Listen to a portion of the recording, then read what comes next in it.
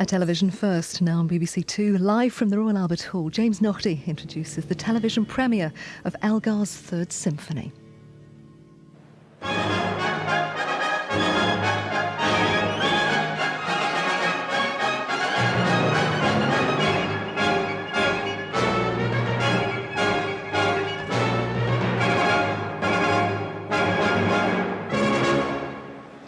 Hello and welcome to a packed Royal Albert Hall for this prom given by the BBC Symphony Orchestra, conducted by Andrew Davis. And the reason it's so full is that tonight we're going to hear the prom's premiere of Elgar's Third Symphony. In fact, the full title is The Sketches for Elgar's Symphony No. 3, elaborated by Anthony Payne. Andrew Davis conducted the enormously successful premiere with this very orchestra back in February. I think it's truly remarkable that when you listen to the piece, when you look at the score, you have the overwhelming impression that this is not the work of two people. It's not sketches elaborated by Anthony Payne, but it is Elgar's Third Symphony in a way. It sounds like Elgar's authentic voice all the way through. He'd been commissioned by the BBC to write the piece in 1932, and he'd done quite a bit of work on it. And then, of course, he developed cancer and died before he could complete it. So there was something really wonderful about finally getting the most famous BBC commission, if you like, in a state that it could be performed. Andrew Davis, and we'll be hearing more about the story behind the Elgar Payne Symphony No. 3 during the interval. In part one, there are two works. Mozart's Piano Concerto No. 17 in G, played by Howard Shelley, and we'll start with Ravel's Mother Goose suite. Now, it's inspired by French fairy stories and began life as a piano piece before Ravel turned it into this sumptuous score. Mother Goose is in 5 movements. Pavan of the Sleeping Beauty describes the slumber of the beautiful princess in her enchanted castle. In Hop o' My Thumb, we hear Tom Thumb following his trail of crumbs. Then comes Little Ugly Empress of the Pagodas, which evokes the spirit of the Orient as the ugly little empress takes her bath. The 4th movement, Conversations Between Beauty and the Beast, describes that point at which Beauty finally agrees to marry the Beast in order to save him from death. The part of the Beast is growled out by the contrabassoon, and he's transformed magically back into a handsome prince.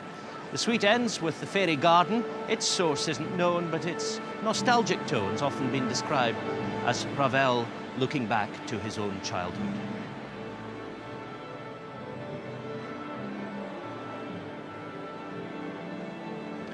And we're all ready to go with an excited and expectant audience in a very warm Albert Hall on this glorious summer evening. The scene set for a traditional Proms atmosphere, with incidentally the great Albert Memorial almost restored to its full glory, gleaming in gold just across the street in the evening light.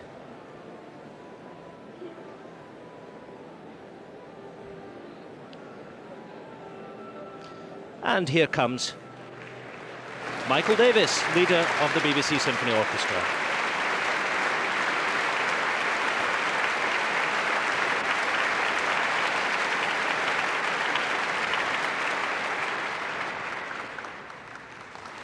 Followed by the orchestra's chief conductor, Andrew Davis, to conduct Ravel's Mother Goose suite.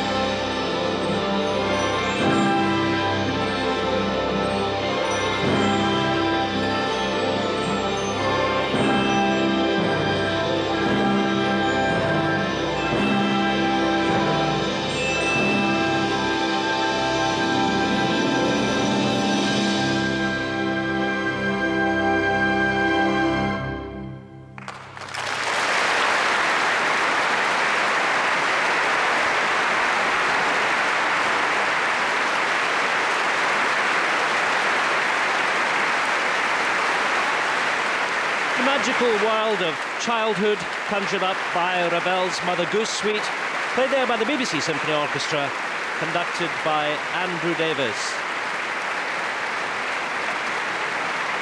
Ravel never had any children of his own, but he obviously, and you can hear it in that music and that love of the stories, felt at ease in what we might call a child-sized world. Mother Goose was written for Mimi and Jean Godevsky. They were the son and daughter of two of his close friends. And Mimi, one of the children, wrote later that Ravel used to tell her marvellous fairy stories about all sorts of mythical characters. And in his music, of course, he does retreat quite often to past times and very exotic places.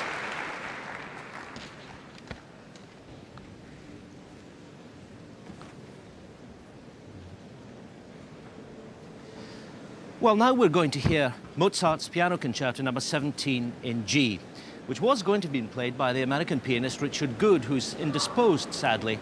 He's been replaced at short notice by Howard Shelley. Now, this is the fourth of a group of 6 piano concertos written in Vienna in 1784. It was intended for Mozart's brilliant young pupil, Barbara Ployer. During a break in rehearsals, we spoke to tonight's soloist, Howard Shelley, and the conductor, Andrew Davis. Conducting Mozart piano concertos, for me, is one of the greatest pleasures in life. They're such a fantastic series of great works. I'm particularly fond of the G major. I've always loved that one. What's so remarkable about them, I think, first of all, the piano writing is wonderful, so idiomatic and brilliant and expressive at the same time, but it's the interplay between the piano and the orchestra that's extraordinary. And it's really very much, I think, related to the operatic world of Mozart.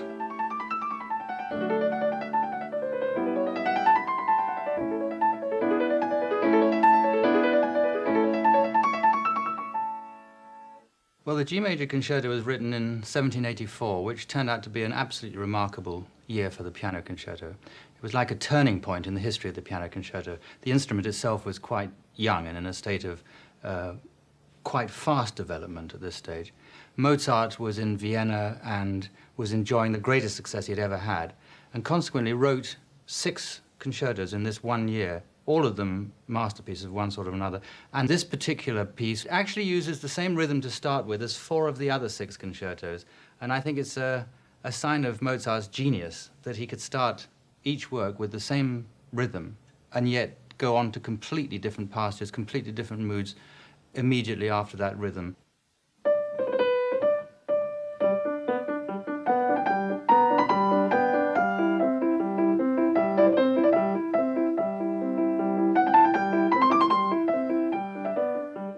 One of the great pleasures of the piece is that there's never a problem of balance in Mozart, really. There's such clarity of texture, and even when there's quite complex music going on, there's always this sort of luminous quality in the music that makes it very easy to make all the voices come through. And I think this is something that other composers have not always learned the lesson from. There are a lot of pieces that are much harder to balance in terms of piano and orchestra, and I mean, with Mozart, it just does it. If you play the dynamics the way the composer asked for it, it comes through with beautiful clarity and as I say, this great sort of spontaneity of spirit that's so remarkable.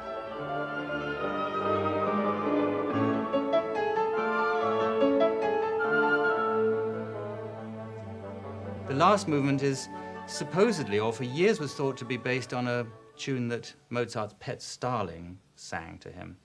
But the musical detectives have since discovered that the starling was actually bought 6 weeks after Mozart wrote this tune, so I suspect that the starling probably learnt it from Mozart. Although when Mozart noted down the tune that the starling sang, it's slightly different from the one that's in the concerto, which is like this.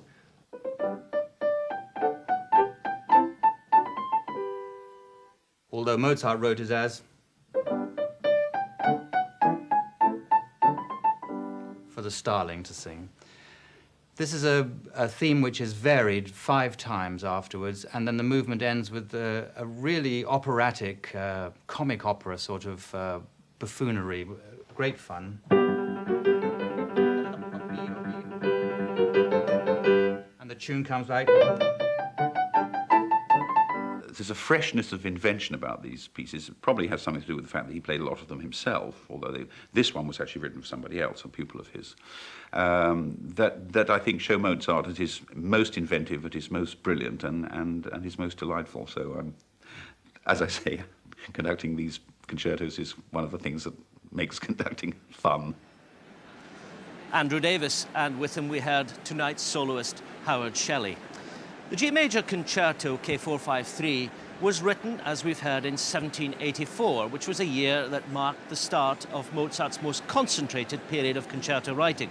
Within a couple of years or so, he'd completed the 12 works, which established the piano concerto as one of the most serious and highly valued forms, with that fusion of symphonic, chamber, and indeed operatic styles.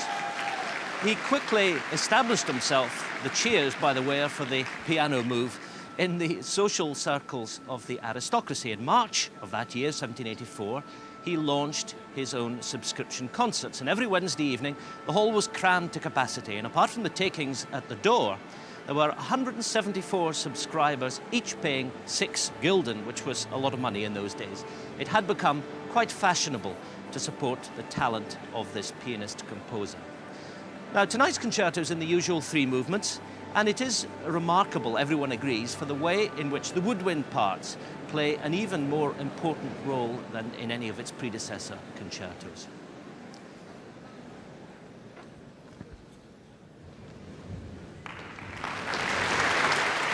And here comes tonight's soloist, Howard Shelley, and close behind him, Andrew Davis.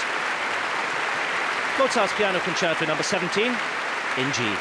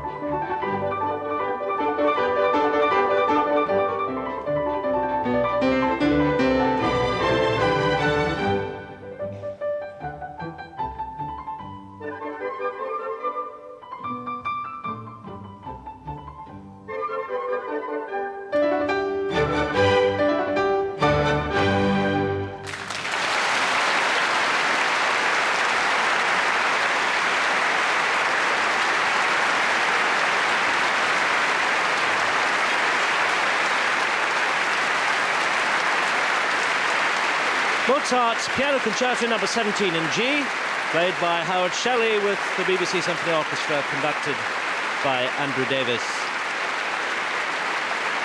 And Howard Shelley, as I mentioned earlier, is taking the place at very short notice of the American pianist Richard Good, who was to have performed tonight, but sadly can't because of an indisposition. Howard Shelley took his place, as we've heard, in fine style. Andrew Davis and he recently performed this very concerto together in Stockholm, and it was the memory of that happy experience that led to the renewal of their partnership tonight.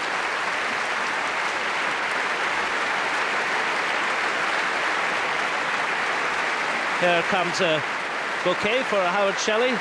Well known, his first Proms performance was way back in this hall in 1971. A familiar figure, also played here in the season of the 100th anniversary, the centenary of the Proms.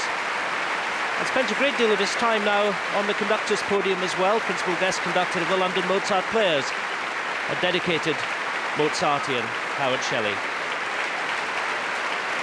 Andrew Davis too, of course, and he champions the cause of Mozart played as here with a full modern symphony orchestra, not in the fashionable way with period instruments, but demonstrating that those two styles can coexist undogmatically, side by side. And Howard Shelley, I think this is traditional, getting a particularly warm hand, having stepped into the breach, clearly enjoying his moment back with a Proms audience. And indeed, he's going to be back here before the end of the season. We're just about halfway through that season, incidentally. It's 4 weeks on Saturday to the last night. 34 concerts now out of 73 completed. Well on our way through a wonderful summer of music in the Royal Albert Hall.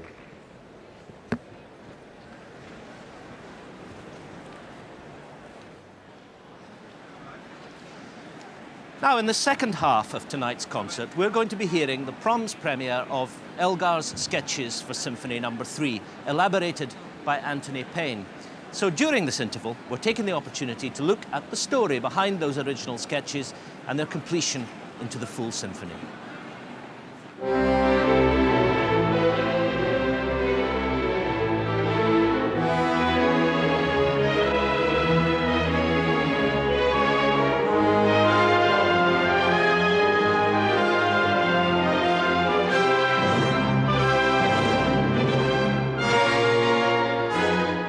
November 1933, and Elgar is close to death. The symphony, all bits and pieces, no one would understand, no one. Don't let anyone tinker with it, I think you'd better burn it. Elgar's famous edict on his unfinished Third Symphony sketches. The opening was one of the few completed passages, the rest was left just as a collection of musical ideas or sketches, a jigsaw no one should complete. Listening to Today on Radio 4 with James Naughtie and Sue McGregor. 25 minutes past 8. Now, Elgar's unfinished Third Symphony is going to be finished after all. The composer's descendants had originally refused requests for it to be completed. His dying wish, apparently, was that it shouldn't be. The copyright's running out in the year 2004, and the family's now going to act. The BBC will broadcast the finished symphony at the Proms next year, and the controller of Radio 3 and the director of the Proms, Nicholas Kenyon's on the line now. What would Elgar have made of that? The composer Anthony Payne had known these sketches for many years, and he was convinced that they should be heard. It was the absolute quality of the sketches which made me fall in love with them. I immediately thought, this is absolutely grade A Elgar, and I felt inspired by fingering them through at the piano, and I couldn't understand why so many people had dismissed them. They seemed to me to show Elgar in full inspirational flight.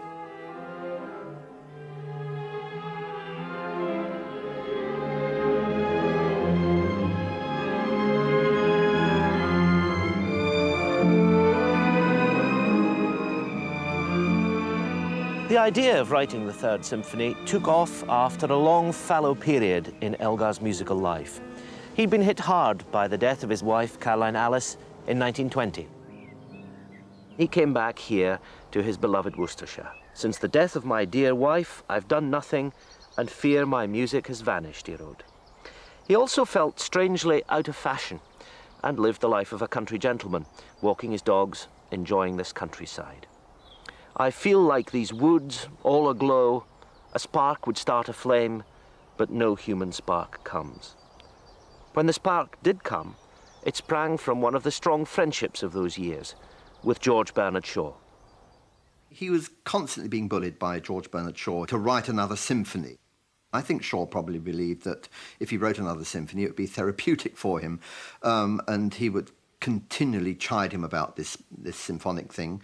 And then, of course, Shaw badgered the BBC, saying, "Why don't you commission a symphony from Elgar? You can afford to," he said. And I think during this time, this whole business of Shaw continually talking about a third symphony made Elgar begin to think.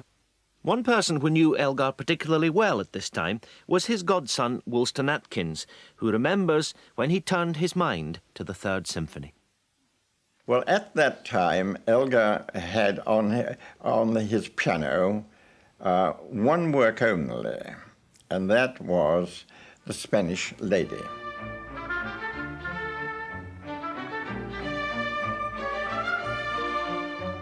Then I noticed that apart from this pile, which was getting fairly large then of The Spanish Lady, a second pile had started up, marked SYM 3.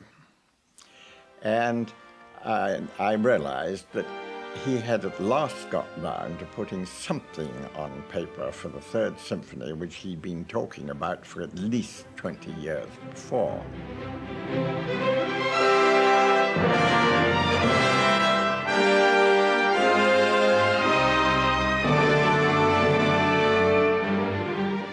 There was a sudden change. There was tremendous power coming from Elgar.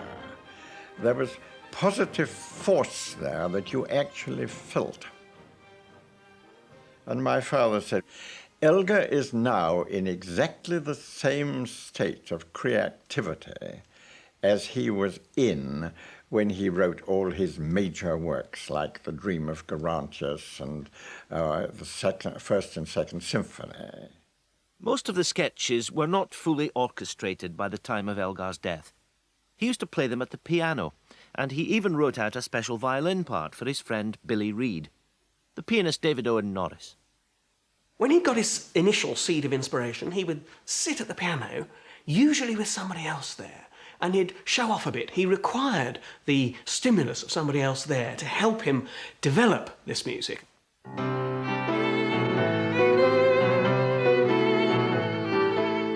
He had Billy Reed come down and he would show Billy what he was thinking of doing with the symphony. The sketches really seem to come alive when I play them with Robert Gibbs, whose violin is the very same one that Billy Reed used to play with Elgar.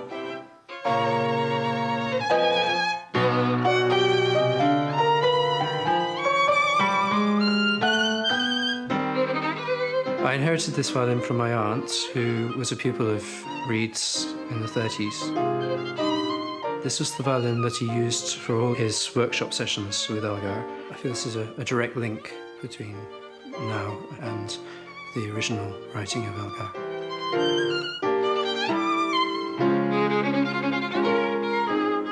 One always knew when he was going to be there. You would find sketches pinned to everything, the curtains and laying on the table and the chairs and everything else. They were absolutely smothered in these. So I said to Billy, now, what's all this mystery about the Third Symphony? I suppose you know something about it. And he said, no, I don't know anything about it at all. And if I attempt to say anything about it, he usually says, oh, that's enough of that. Let's take the dogs for a walk.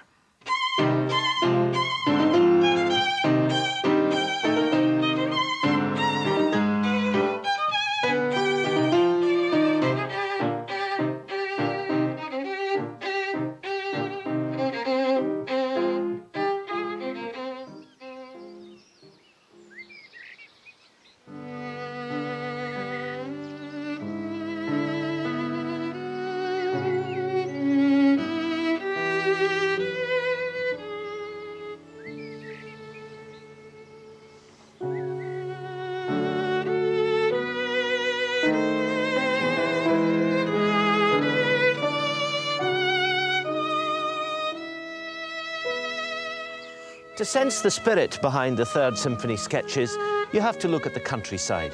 It was in the tranquility and pastoral peace of the English landscape that Elgar's creative spirit flourished.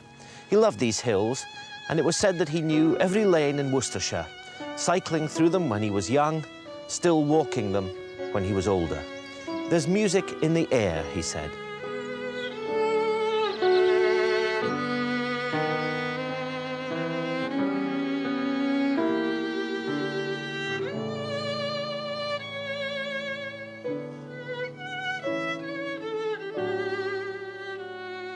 Anthony Payne had for many years been nursing the idea of bringing Elgar's sketches to life for the orchestra. I saw them, I suppose, with an orchestral eye, you might say. Although I was looking at what on the page looks like a piano score, I heard them in my inner ear as orchestral music, and also I could see how they could be joined up. Because with Elgar, you see all these little snippets, and that's the way he worked, and he would join them together like pieces of a jigsaw puzzle. He'd try one piece with another piece, then try them the other way round and put them together in different orders. He constructed his pieces like that. He had that sort of grasshopper mind where he put pieces together in different orders and toyed with them like some kind of puzzle. I think that really is the key to the way his mind worked.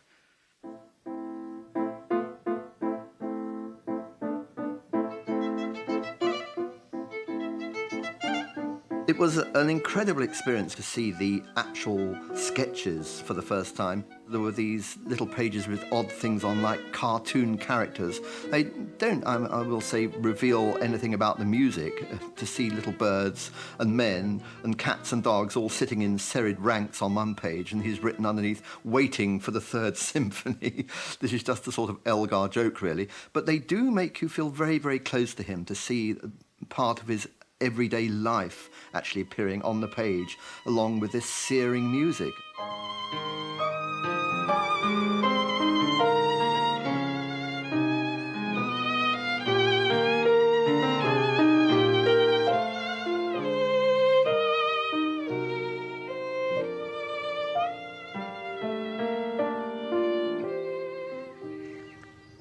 Here at Elgar's birthplace, just outside Worcester, there's a unique collection celebrating his life, set in the heart of his countryside.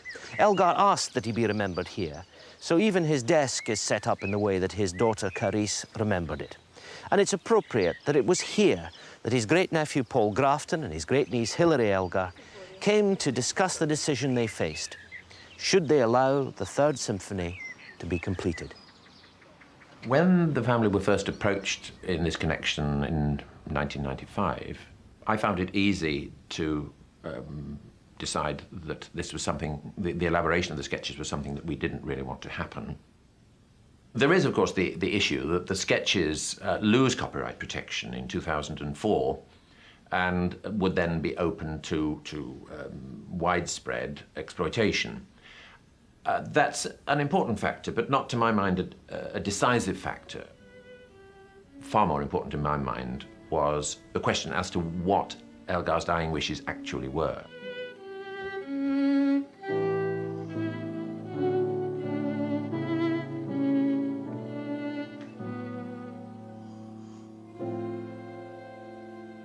When his daughter Carice and his best friend Billy Reed were sitting by his bedside, he was in some anguish that others might complete the work, and his daughter and his best friend assured him that this would not be allowed to happen. So I was in some puzzlement that, in fact, his daughter and his best friend Billy Reed, who had given him the assurances that this wouldn't be allowed to happen, were the very people who perhaps did most to ensure that it would happen by allowing the sketches to be published in The Listener a year after he died, and a year after that publishing them again in Billy Reed's book. It was a difficult decision because there were Edward's words, "I want no one to tinker with my symphony." The word tinker, I think, is important because back in 1934, there was no one on the scene who perhaps understood Elgar. But that was 60 years ago, and that was before Anthony Payne came on the scene. And because of his tremendous devotion to Elgar and his complete understanding of the music, we felt he was our one salvation, that he could give to the public what they'd been waiting years to hear. But not everyone agreed with their decision. The story filtered out, and the family was heavily criticised. The music critics, like Stephen Johnson, were divided. I would be telling a very big fib indeed if I said I'd never had any doubts about the ethics of this thing. I have wondered once or twice, what would Elgar have thought? Would he have recognised the fact that Tony has gone a very different way in certain cases from what he would have done and felt disgusted by it, angry at it? I don't know, I can't say. Inevitably, there were some prickly reactions at first. To some degree, this was orchestrated. I think there was a degree of searching around in the newspapers and the radio and the television to kind of stir it up a bit and look for the people who had the crustiest reactions against this. But what happened, I think, was it began to, I think, filter through in some way that Tony Payne is a very remarkable and conscientious person, and that he had undertaken this with a degree of humility. It was rather different, I must say, actually completing the symphony from the sort of experience I've had in my life writing my own music. For one thing, and I'm awfully sorry, this makes me appear immodest, but it was easier. I'm always being asked about the great moral responsibility and the feeling of the great man peering over my shoulder, perhaps. But to be honest, I felt sometimes that I was almost being fed ideas. Things fell into place in my mind in an astonishing kind of way, and when I got to a difficult corner, I would often wake up in the middle of the night and think, that's the way that section should go, and this never happens with my own music. When I talk about Elgar's Third Symphony, I've been known to call it a great work, and I suddenly realised that this sounds absolutely awful. It's because I don't think of it as being by me, really. It's not in my language. It's in Elgar's language, which I've imitated, and I really see it as Elgar's Third Symphony, which I've had a part in completing.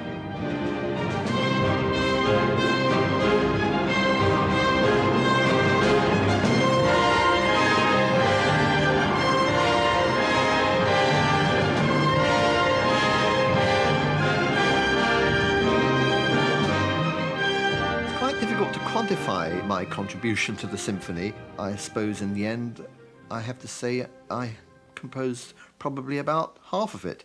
And as for the orchestration, which is an incredibly important element in Elgar, it carries so much expressive weight, the way Elgar uses the orchestra. I did nearly all of it. I had to ape his orchestral style for the rest of the time. I loved writing in Elgar's orchestral style. That was really fun. I felt I was actually being Elgar.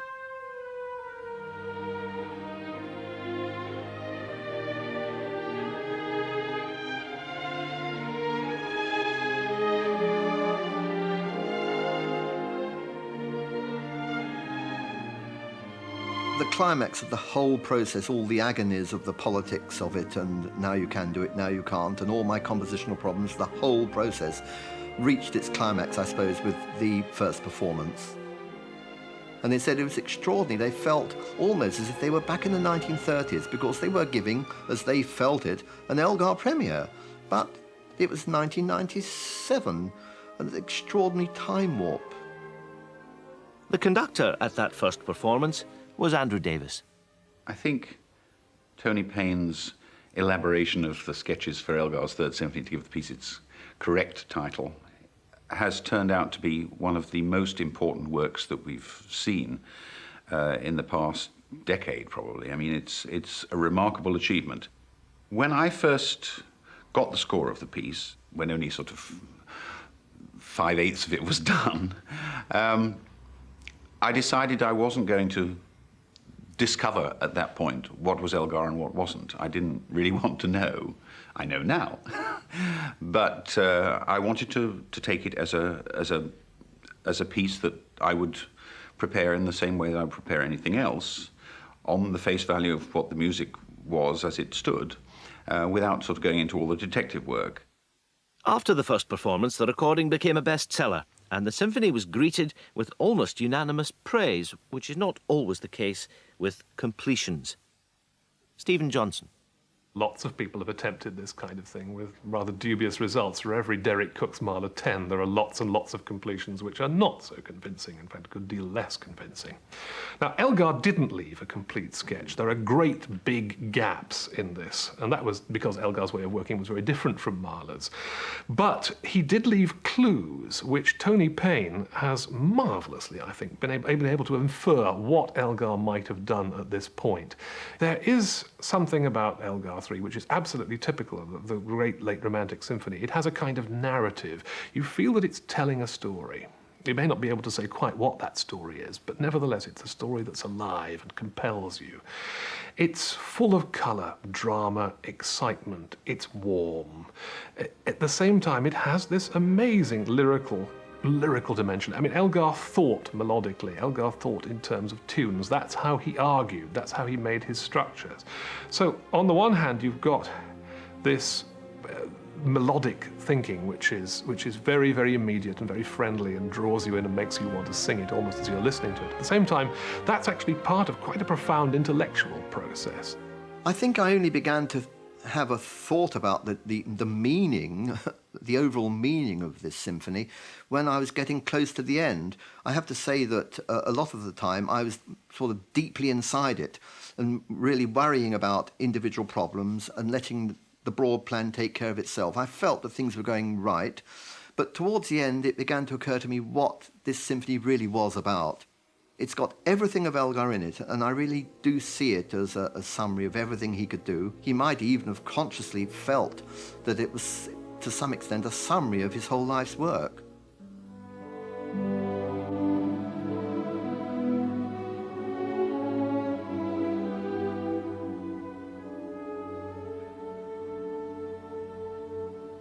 When I listen to that work, and I listen to the slow movement particularly, and I think, how would Elgar feel at the thought of this great music never being heard? I mean, it's mind-boggling. It's such marvelous music. I mean, being available only in sketch form to academics or musicians who patently got it wrong about the worth of this music for year after year after year. Surely it has to be better in the end that people are able to hear this music and respond to it in the way they so obviously have. I mean, great music is not written to be silent.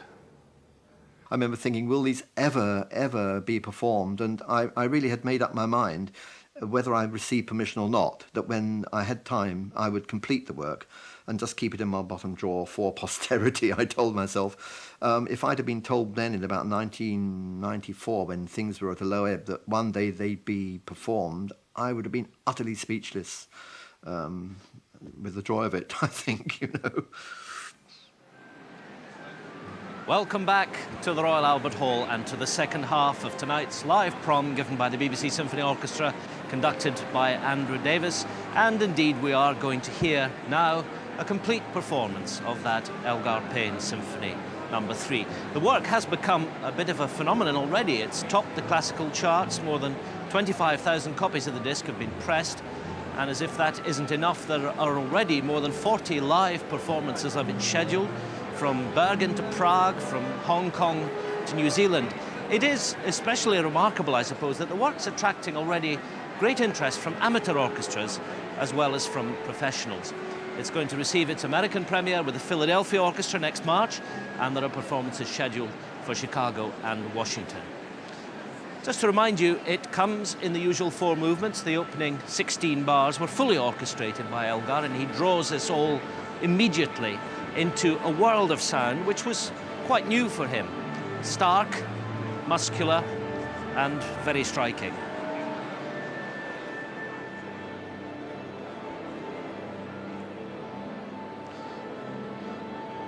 And what better orchestra to give the Proms premiere than the BBC Symphony, which of course, as we've heard, gave that extraordinary first performance at the Royal Festival Hall earlier this year. And of course, the BBC Symphony Orchestra is very well known for its commitment to British music, especially new music. There's a major festival of post-war British music coming at the Festival Hall next spring.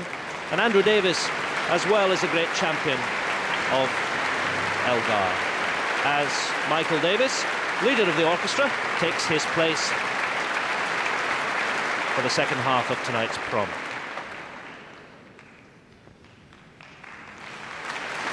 And following him, Andrew Davis himself, the orchestra's chief conductor, to give the first Proms performance of the Elgar Payne Symphony No. 3.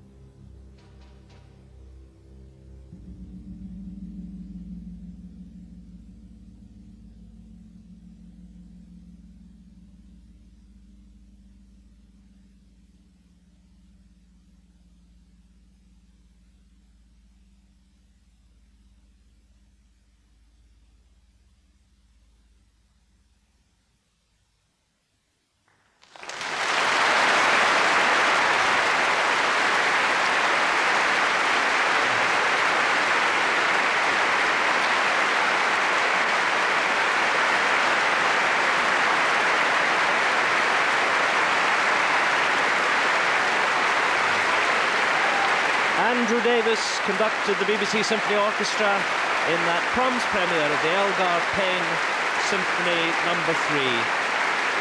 Andrew Davis and the BBC Symphony Orchestra on its feet, accepting the acclaim of the packed shirt-sleeved audience in the Royal Albert Hall after that performance.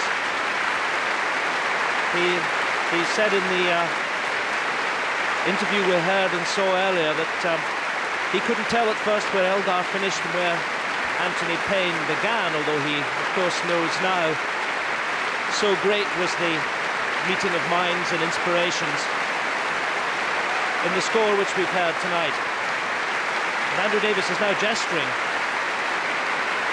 to Tony Payne himself, who has revealed, incidentally, that that little tam-tam at the end in the timpani is his own signature. Indeed, the end was a problem for him. What would Elgar have done, he thought,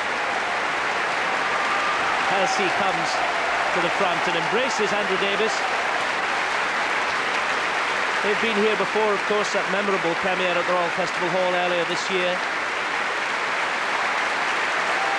But a wonderful performance tonight, which is greeted with huge cheers as Tony Payne himself bows to the Albert Hall, shakes hands with the orchestra, which has done so much, the orchestra, the BBC Symphony Orchestra, to make this Third Symphony come alive, utterly committed to its performance and a great belief in it. Of course, a fantastic labour of love for Tony Payne, who was first gripped by these sketches, 130 pages of them, more than 25 years ago. And he discovered when he wrote the last bar that by chance it fell on Elgar, the 60th anniversary of Elgar's death, something which came as quite a surprise and quite a moving moment for him.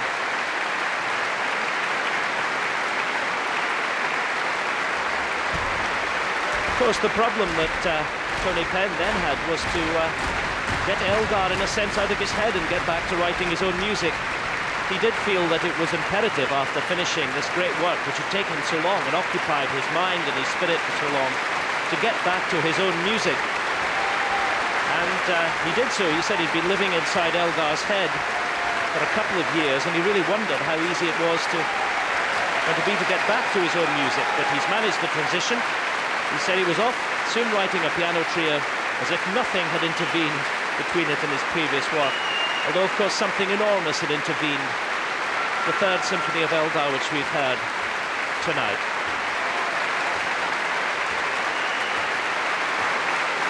And these great scenes bring us to the end of tonight's Prom from the Royal Albert Hall. Tomorrow night on Radio 3 you can hear a performance of Sir Harrison Butt whistles The Triumph of Time. That'll be followed by Beethoven's Choral Symphony, the 9th, performed by the City of Birmingham Symphony Orchestra and Chorus, conducted by Sir Simon Rattle. And our season of Proms on BBC One is starting next Thursday, the 20th of August, at 10 to 11. There'll be 4 of them. You can hear a programme of Bernstein, Ravel and Gershwin, performed by the BBC Philharmonic Orchestra.